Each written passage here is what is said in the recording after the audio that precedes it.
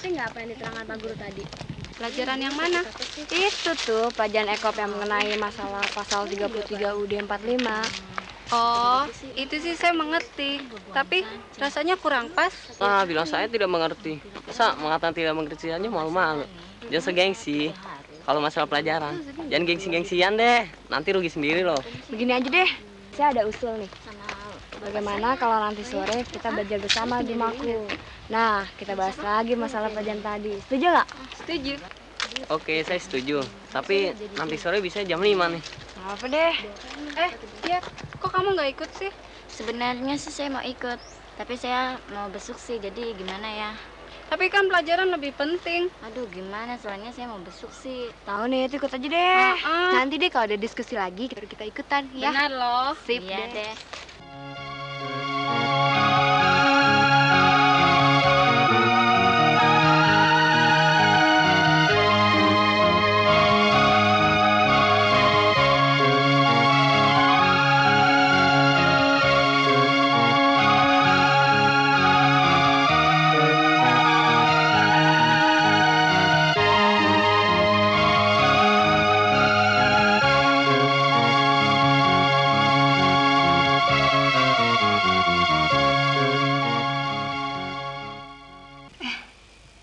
Kok Resa belum datang juga ya?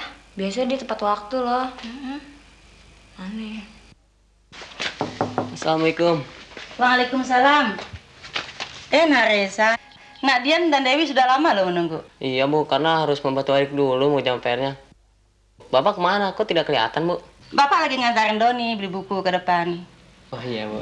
Silakan masuk, Terima Mary. kasih Bu. Tuh, kedengarannya Resa sudah datang. Iya. Wah, kumpul nih ya. Resa, kok datangnya ngepas bener sih? Biasa, temis manis. Wah, hebat pakai bahasa Inggris segala. Bukannya hebat atau sok, tapi sambil belajar bahasa Inggris dan rumasan lidah. Lidah ini serasa ada bajanya kalau dia bicara bahasa Inggris. Oh ya? Begini, tadi ketika Anda berangkat kemari, adik saya menaikkan PR-nya. Dia mendapat sedikit kesulitan mengerjakannya. Ya, jadi saya menolongnya dulu. Tapi bagaimana? Waktu sudah pukul 5 nih. Diskusi kita mulai aja ya. Oke deh, kalau gitu. Resa, kamu kan orang hebat. Coba sebutkan ayat-ayat pada pasal 33 UUD 45. Oke. Ayat 1 bunyi begini. Perekonomian disusun sebagai usaha bersama, berdasarkan azas kekeluargaan. Apa tuh artinya? Begini, kalau kita melihat ke belakang sejarah sistem perekonomian kita, maka jelas kita dapat mengatakan bahwa sistem perekonomian kita berciri kegotong royongan dan kekeluargaan. Tandanya?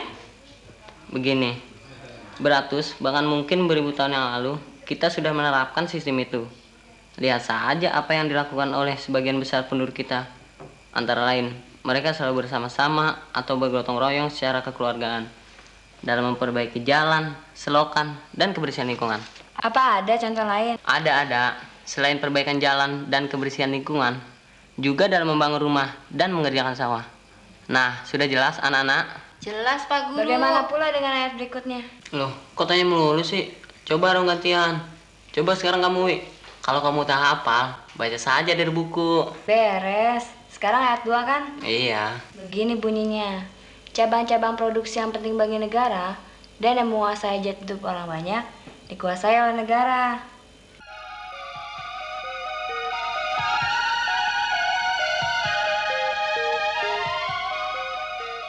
Nah, coba kemudian, apa pula itu artinya? Giliran nih ya. Oke, dengarkan baik-baik. Itu artinya jika satu cabang produksi berhubungan erat dengan kepentingan atau kebutuhan rakyat banyak, maka negara akan menangani dalam pelaksanaannya. Kamu tahu nggak kenapa harus negara yang menangani? Iya dong, karena kalau negara yang menangani, motifnya kan tidak hanya mencari untung saja. 100 kamu, Re. Bagaimana sih wujudnya? Sebenarnya sih tidak sulit. Wah, hebat tidak sulit. Loh, betul, karena contohnya banyak dan ada di sekeliling kita ini.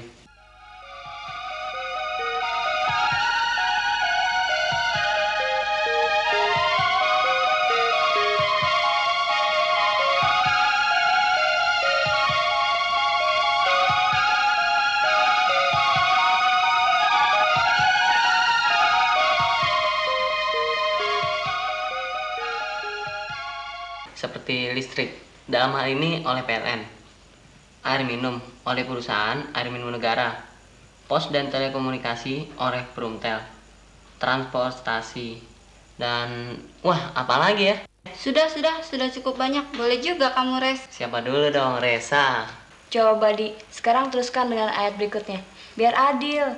Resa tadi ayat pertama, Dewi ayat 2, ayat 3 bagianmu. Boleh. Adil itu memang baik dan perlu. Dan kebetulan ayat ini yang paling saya resapi. Sapi nih. Jelas, karena ayat tadi dimulai dengan kata-kata bumi. Bumi kan tempat kita berpijak. Coba bayangkan kalau tidak ada bumi, kamu semua akan melayang-layang dan tak tentu arahnya. Dan kalian tidak akan bisa kumpul seperti sekarang ini. Udahlah, jangan pidato melulu. Oke, begini loh bunyinya. Bumi dan air dan kekayaan alam yang terkandung di dalamnya dikuasai oleh negara dan dipergunakan untuk sebesar-besarnya kemakmuran rakyat. Nah, ayat ini sangat berhubungan erat dengan ayat sebelumnya tadi, yaitu ayat 2. Ini berarti bahwa kekayaan alam kita, baik yang ada di bumi dan di air, dikuasai negara untuk kesejahteraan dan kemakmuran rakyat banyak. Contohnya, minyak dan gas bumi berperan sangat besar dalam menghasilkan devisa bagi negara, karena minyak dan gas alam sangat dibutuhkan oleh banyak negara. Tidak semua negara mempunyai sumber minyaknya sendiri. Kalaupun ada, belum tentu mencukupi kebutuhannya. Sehingga minyak dan gas bumi dengan mudah dapat dijual ke luar negeri sebagai penghasil devisa. Apa itu devisa? Saya tahu devisa itu sebenarnya sama dengan mata uang asing. Oke, kamu benar, Res. Sekarang saya lanjutkan lagi ya. Devisa ini sangat penting bagi Indonesia karena dengan devisa tadi kita dapat memenuhi kebutuhan kita yang belum dapat kita hasilkan sendiri, atau membeli bahan baku yang sangat kita butuhkan dalam proses produksi dalam negeri. Tapi, selain minyak dan gas bumi, sumber pendapatan negara yang besar juga datang dari berbagai hasil tambang, seperti biji besi, timah, bauksit, batu bara, nikel, emas, dan perak, serta beberapa jenis tambang lainnya. Sehingga, cabang-cabang produksi ini dikuasai oleh negara dan dimanfaatkan untuk rakyat banyak. Jadi, sebagian untuk kita juga dong. Iya benar, tapi bukan untuk pribadi-pribadi. Jadi bagaimana bentuknya? Begini, coba ingat baik-baik. Kalau kamu jalan pada waktu malam hari, terang bukan? Bayangkan kalau gelap, wah repot. Demikian juga kalau kamu sedang meluncur. Apa itu meluncur? Perosotan. Naik kendaraan, jangan belaga tidak tahu deh, Res. Oh begitu, betul, aku baru tahu lagi sekarang. Lalu siapa yang buat jalan itu? Bayangkan, berapa panjang jalan di tanah air nih? Demikian juga tempat-tempat umum, seperti rumah sakit, lembaga kemasyarakatan, lapangan terbang, stasiun kereta api, terminal bis, fasilitas olahraga, taman-taman kota, dan masih banyak lagi. Oh iya, satu lagi yang sangat vital. Apa itu? Jembatan, ya kan? Kalau tidak ada jembatan, apa kamu mau berenang? Emang kamu bisa berenang, Wi? Berenang. Aku jagonya. Tapi mana mungkin kalau mau ke Surabaya misalnya, harus turun naik sungai puluhan kali. Wah, apalagi kalau aku pergi bersama kakek dan nenekku. Wah, susah. Jelas bukan? Bukan. Di, bagaimana kalau di dalam bumi, selain minyak dan tambang lain, ditemukan peninggalan-peninggalan kuno atau benda-benda purbakala? Mudah sikat saja dan jual. Kamu tahu nggak? Benda-benda yang sudah tua umurnya, seabad misalnya, harganya pasti mahal sekali karena tergolong antik. Wah, ngawur kamu, Res. Itu melanggar aturan. Memangnya kenapa? Itu harus dilaporkan kepada yang berwajib. Karena benda-benda tadi akan menjadi monumen sejarah bangsa. Melalui benda-benda itu tadi, kita dapat mempelajari dan mengetahui kebudayaan serta tingkat ekonomi bangsa kita pada waktu itu. Demikian juga bila benda-benda itu diketemukan di laut. Benda-benda itu biasanya akan ditaruh atau ditempatkan di museum sebagai salah satu barang bukti sejarah bangsa. Ini akan mempermudah generasi masa kini dan generasi mendatang dalam mempelajari perjalanan hidup bangsanya. Nah, diskusinya di stop dulu. Ibu. Ibu baik deh. Pas sekali nih, Bu. Habis dari tadi kita udah mulai haus sih. Ah, dasar Dewi. Nah, silakan diminum. Tapi belajar yang rajin ya. Baik, Bu. Baik, Bu. Oke, yuk kita break dulu yuk. Setuju. Nah, ini baru sip. Minuman enak, ada kacang lagi. Udah deh, jangan komentar terus. Minum aja, abis ini kita belajar lagi loh. Setuju. So pasti. Yuk, kita mulai lagi yuk. Apanya dimulai lagi? Emang belum habis tuh? Lapar nih ya. Ya deh, kita mulai lagi. Tapi selesaikan dulu kacang di mulutku ini. Oke, no problem. Jadi kalau melihat ayat-ayat pada pasal 33 tadi, bentuk badan usaha yang sesuai untuk Indonesia apa ya? Ya jelas koperasi, karena koperasi adalah suatu organisasi sosial yang berasaskan kekeluargaan dan gotong royong. Kalau sistem ekonominya? Saya tahu, kalau sistem ekonomi yang kita pakai adalah demokrasi ekonomi. Karena bukan pemerintah saja yang berperan, swasta pun diberi kesempatan untuk turut serta dalam kegiatan ekonomi. Apaan tuh artinya?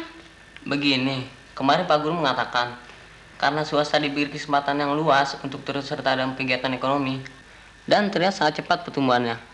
Sehingga perlu dijaga agar tidak terjadinya persaingan bebas di antara mereka, yang dapat mengakibatkan satu perusahaan atau kelompok perusahaan mempengaruhi atau menentukan harga sekendaknya.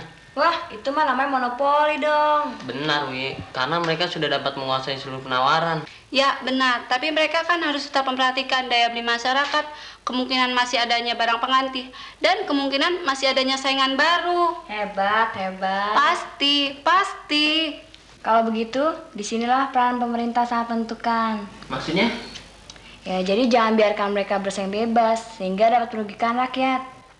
Peran pemerintah di sini sangat menentukan, menjaga keseimbangan yang wajar antara pemerintah dan penawaran, sehingga pertama, mencapai kemakmuran dan kesejahteraan seluruh rakyat. Kedua, memberi kesempatan kerja atau dengan kata lain mengurangi pengangguran. Ketiga, tercapainya keadilan ekonomi dan pemerataan pendapatan. Dan yang keempat, perekonomian yang stabil. Oke. Diskusi kita ini hebat, berjalan mulus, dan Excellent. Wah, gantian. Dia yang sekarang pakai bahasa Inggris. Mau melemaskan lidah ya? Artinya kan hebat. loh, memang hebat kok. Oke, memang kelompok diskusi kita ini very good. Tapi coba saya simpulkan ya. 1. Perekonomian kita disusun atas asas kekeluargaan, mementingkan kesejahteraan rakyat banyak dengan sistem Perekonomian demokrasi ekonomi. Ya, lalu yang kedua, cabang-cabang produksi yang penting dan kekayaan bumi Indonesia. Tunggu dulu, tepatnya begini. Bumi, air, dan kekayaan alam yang terkandung di dalamnya. 100 untuk kamu, Res. Dan dikuasai negara untuk sebesar-besarnya kemakmuran rakyat. Dan yang terakhir, pemerintah sebagai stabilator perekonomian untuk menghindari adanya monopoli. Dan yang keempat,